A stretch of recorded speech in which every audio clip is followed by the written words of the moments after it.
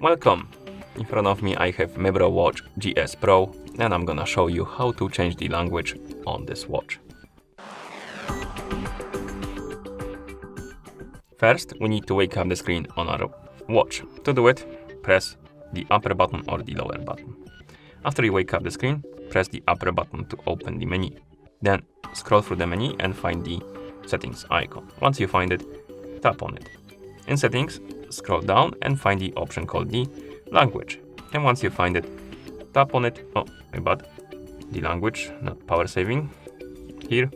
And once you enter the language menu, you will see the list of languages. You can scroll through it by swiping up and down. Find the language you would like to use on your watch. Tap on it to select it. And then you can go back and the language will be applied. You can also enable the option to auto follow the language, and basically this follows the language from the phone that is paired with your watch. So select the language you like.